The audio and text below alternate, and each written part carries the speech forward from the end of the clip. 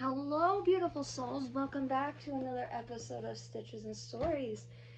We're in the entryway corner today, not the creative corner, but we have our co-hosts today, Will, Grace, and Leslie. And it's great to see you guys. I'm going to apologize in advance. I have a URI, and so I might be a little short of breath on a few things, and I might cough a little bit. I apologize. By the time you see this, the URI should be gone, because I'm going to try to schedule this video to test out the scheduling on YouTube, but we're gonna see. So anyway, I hope you all are having a great day. It's great to see you all here. Today we're going to review Not What She Seems, and we are going to work on knitting a scrap blanket that I'm working on because that's the project I'm on. This is actually an ongoing project, but we are in between other projects right now, so this is what we're going to work on knitting. In case you were wondering how the bunny turned out, the itty bitty teeny tiny mini bunny, it turned out really creepy. Gave it to my nephew to go with his big bunny, which the big bunny looked like a big bunny. It looked normal, but he wanted a baby bunny. And so I made him the baby bunny, but I had to adjust the arms and legs, and I couldn't do them the same way I do the big bunny ones.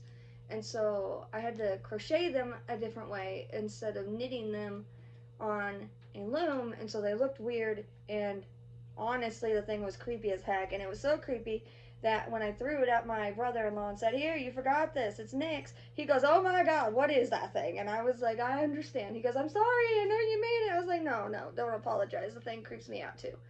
But you know what, my nephew loves it, and it's his bunny's baby, and that's all that matters. So creepy bunny for the win, I guess. So today we are talking about Not What She Seems. This was a disappointing book for me, but disappointing in a different way than the last book we reviewed was. The last one I just simply did not enjoy. This one took some hits in a few other areas besides enjoyment. And so ultimately it came down to plot for me on this one. So this one is 381 pages. I picked it up to complete a challenge on Goodreads. It was one of the suggested ones, and so I grabbed it. It's a thriller mystery. I usually love mysteries, so I love thrillers, so I was like, you know what? I'll enjoy this one. It's fiction. Started February 18th, finished it February 21st. I apparently did not write down the year it was published, but I'm pretty sure it's a newer book. Why didn't I write down the year it was published? I will have to look that up. So the themes in this book is family secrets, repressed memories, murder, serial killers, and psychological issues. Spook, no one wants to see your butt. Move.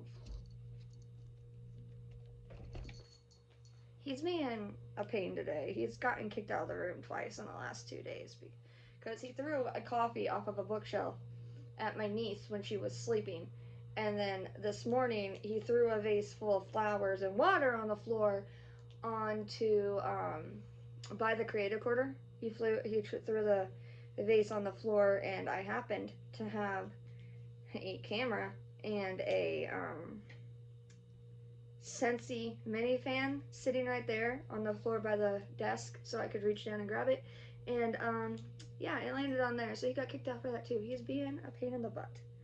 So, this book.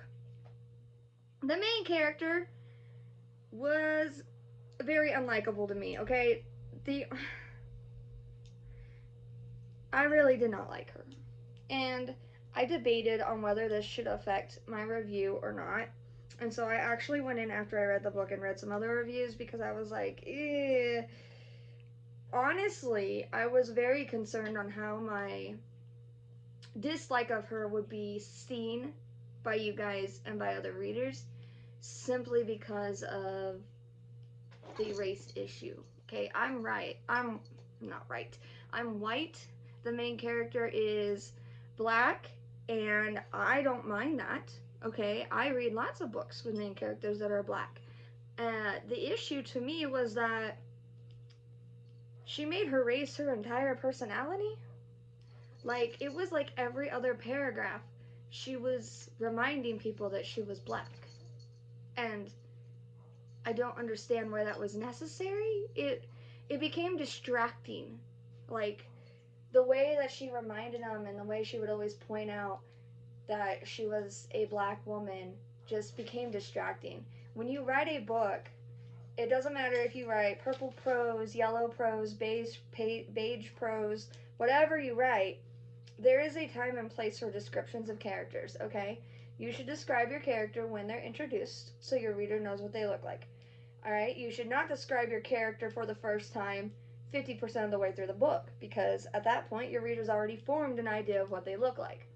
You also should not repetitively describe your character because repetitive use of descriptions and adjectives will distract the reader.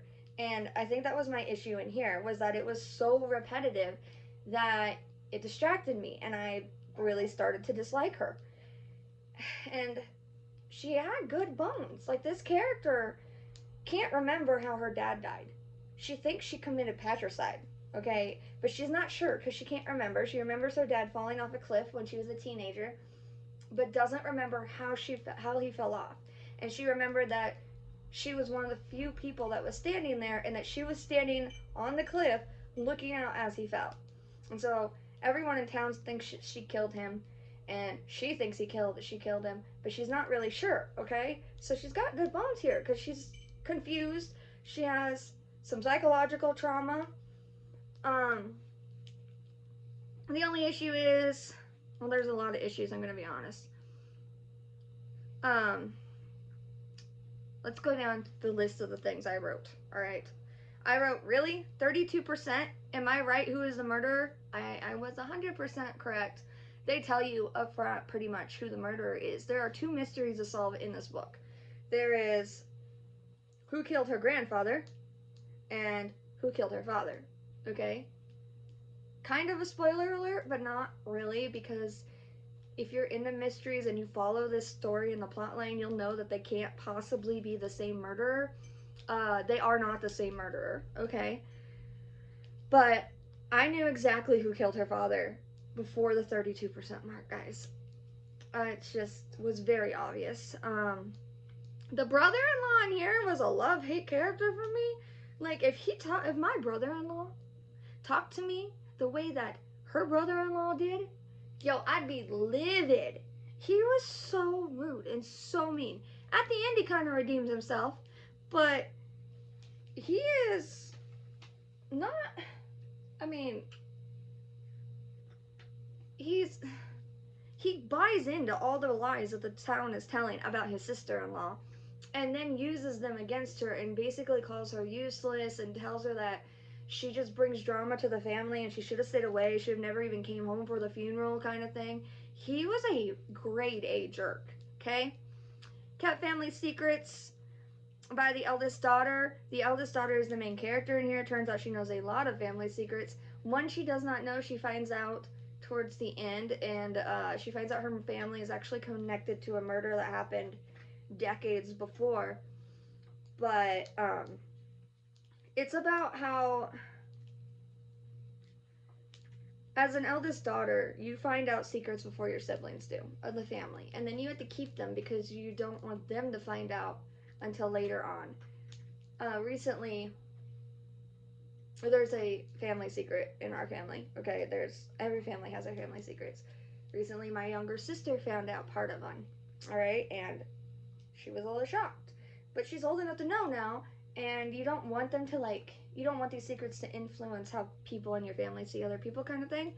And so I got that side of it, and I wish that had been delved into a little bit more. It's kind of just hinted on in here. It's not really talked too much about, but there was potential there. 30 isn't old, guys. I really wish books and YouTubers and everything in the media would stop saying that 30 is old, okay? First of all, I'm 33. And you could be like, oh my god, you're old. I'm not old, okay? Here's the thing.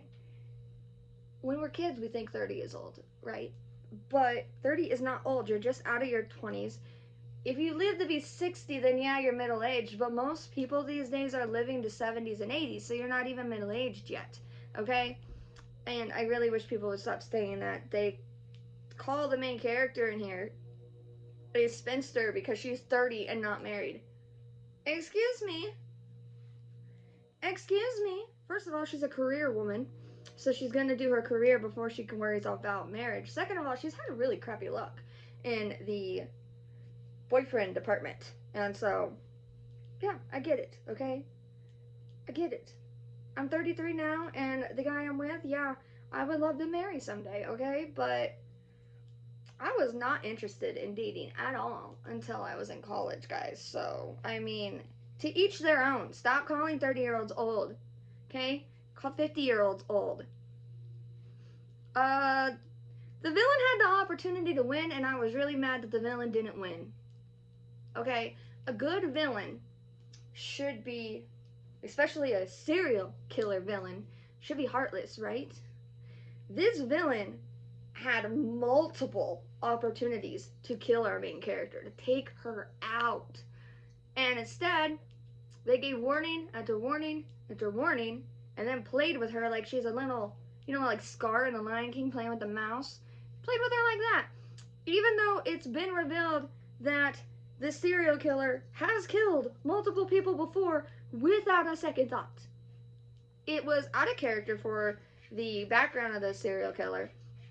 And someone who does not care about anything except themselves and progressing further in life would have taken these opportunities. Okay?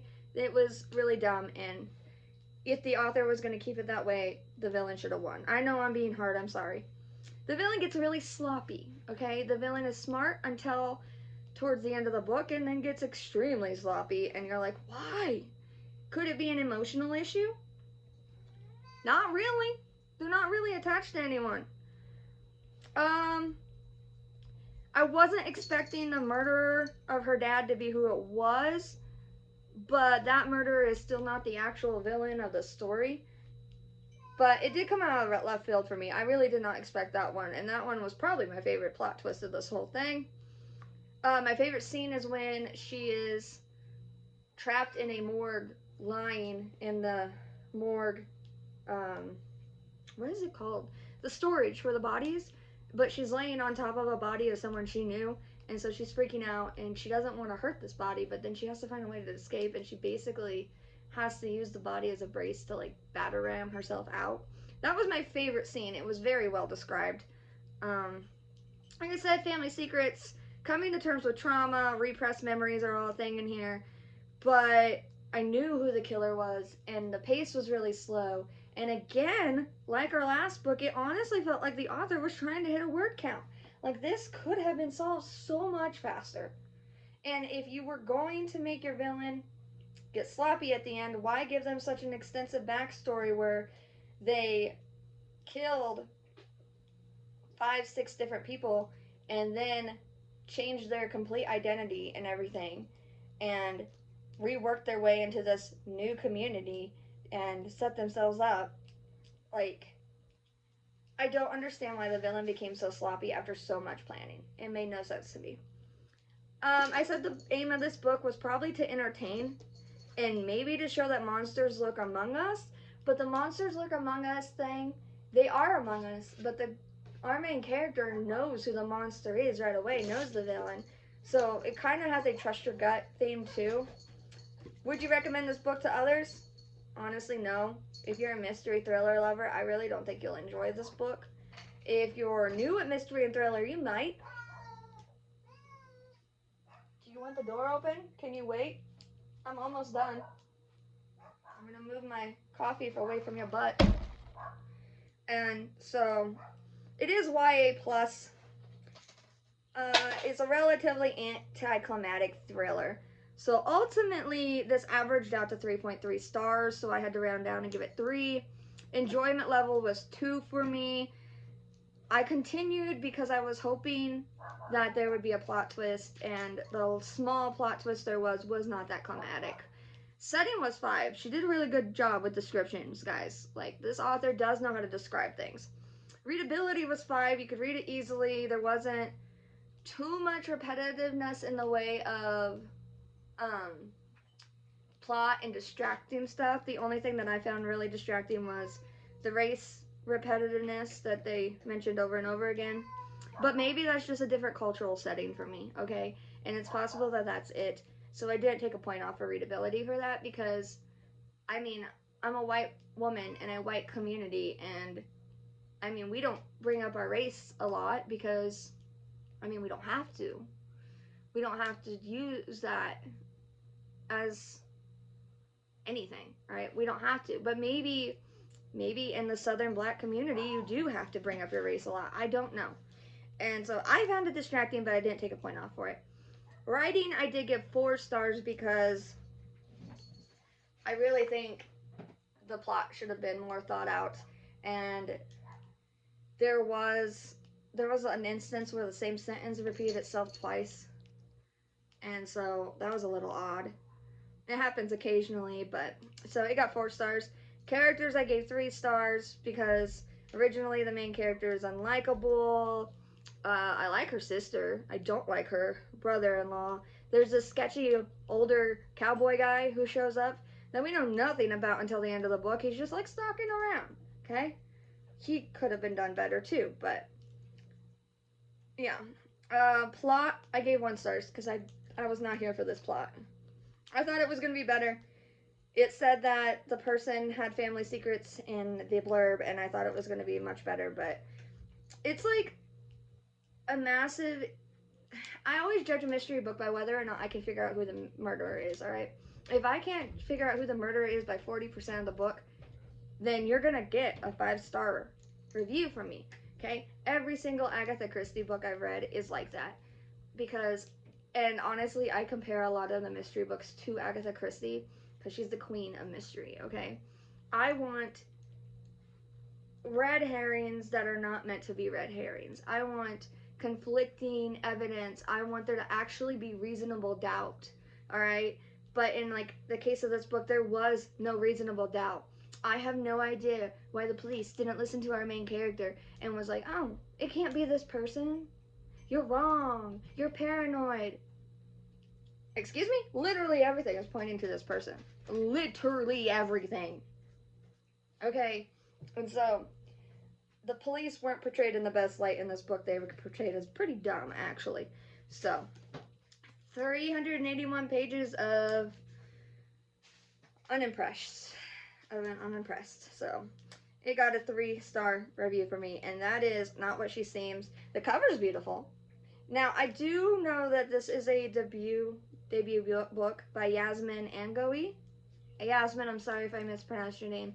Angoe. So, debut books you can't always judge your author on because when you first publish a book, you're new to the writing world, new to the publishing world, and you're not quite sure how to go about everything yet. And so, I will probably pick up another book by her because, like I said, this book does have potential. I just feel like maybe she was on a word count issue because she could have totally finished this book a lot sooner, and honestly, had it been sped up by like 50%, I probably would have enjoyed the book because I expect a quick mystery to be solved really quick. I expect to know who the murderer is because it's a quick story. All right, this was a 381-page story. This is a novel. I shouldn't have known who the killer was at 32%. So anyway, that's my review, and I'm sorry if it's harsh. Okay, that's why we use the pie chart, because I've been accused of being too nice before. And so we're using the pie chart, so I actually have to break it down, and now I feel bad when I give 3-star reviews. And 3 stars really aren't that bad, guys. They're pretty average. If you look at a 5-star, it's literally in the middle. I consider bad reviews to be like 1 and 2 stars, and even then I still sometimes pick up the book because the reviews are all opinion-based. So that is not what she seems, and the next book we'll review at another time will be one I had waited almost a year to get my hands on because I wanted to read it in audiobook, but I didn't want to buy the audiobook because I tend to only read books once. There's very few books I read more than once, and so I waited on a list at the library for this audiobook for almost a year, and it was Bride by Ali Hazelwood. So that will be the next book we review, and I'm hoping to schedule these a week apart. I'm doing that so that if you want to read the book and we can chat about it, you can. and because I'd love to hear what you guys think of these books. I'd love to know your opinions and on the themes and the breakdown and everything. Because I'm kind of handling this as if it were a. I handle these reviews. I'm trying to handle these reviews, trying as if they were like a book report almost. Break down the themes, break down the characters, that kind of thing. In some cases, that's difficult, like shorter books, of course, but we're giving it a shot. So the next book is 416 pages, and it's by Allie Hazelwood. So go pick it up if you want to read it. And I hope you guys all have a great, wonderful day. Stay warm, stay safe. I love you all. You're all beautiful souls. Bye, warriors.